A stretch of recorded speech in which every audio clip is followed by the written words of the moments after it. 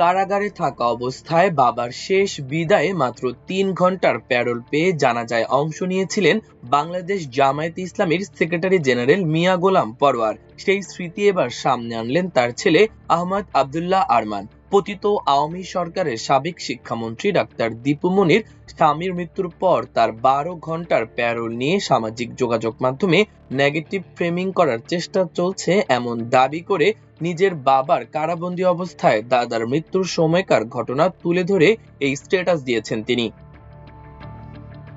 স্ট্যাটাসে তিনি দাবি করেন তাদের পরিবারের ক্ষেত্রেও একই ধরনের পরিস্থিতি তৈরি হয়েছিল, তবে মিয়া গোলাম পরোয়ার তার বাবার মৃত্যুর পর মাত্র ৩ ঘন্টার জন্য কারাগার থেকে বের হওয়ার অনুমতি পেয়েছিলেন।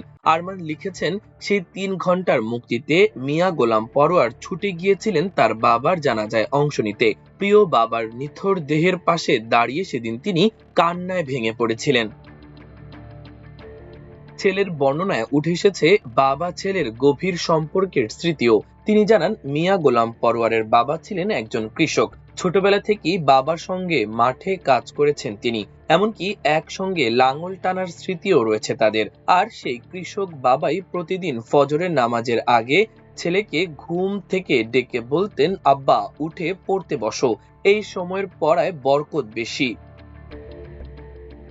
কিন্তু জীবনের শেষ সময় সেই বাবার পাশে থাকার সুযোগটুকু পুরোপুরি পাননি গোলাম পরোয়ার। আরমানের ভাষ্য অনুযায়ী বাবার জানাজা পড়ালেও তাকে দাফন করে যেতে পারেননি তিনি, কারণ ৩ ঘন্টার প্যারোল শেষ হওয়ার পর আবারও তাকে কারাগারে ফিরে যেতে হয়েছিল। আরমান বলেন, বাবার নিথর দেহের পাশে দাঁড়িয়ে সেদিন মিয়া গোলাম পরোয়ারকে অঝরে কাঁদতে দেখেছিলেন পরিবারের সদস্যরা। তার দাবি, জীবনে এর আগে আব্বাকে এতটা কাঁদতে দেখেননি তিনি। তিনি জানান, প্রিয় বাবার ঠান্ডা মুখে শেষ চুমু দিয়ে দোয়া করেন মিয়া গোলাম পরোয়ার।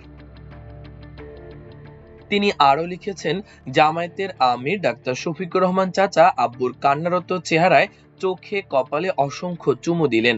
আব্বুর এই কান্না ভেজা মুখ দেখে আমিও সইতে না পেরে জীবনে প্রথমবারের মতো আব্বুর কপালে চুমু এঁকে দিয়েছিলাম, ঠিক যেভাবে তিনি সব সময় দাদুকে কপালে চুমু দিতেন। অতঃপর আব্বু জানাজা পড়ালেন, দুহাত তুলে মোনাজাত করলেন, আর এই পুরনো স্মৃতি এবার সামনে আনলেন মিয়া গোলাম পরোয়ারের ছেলে।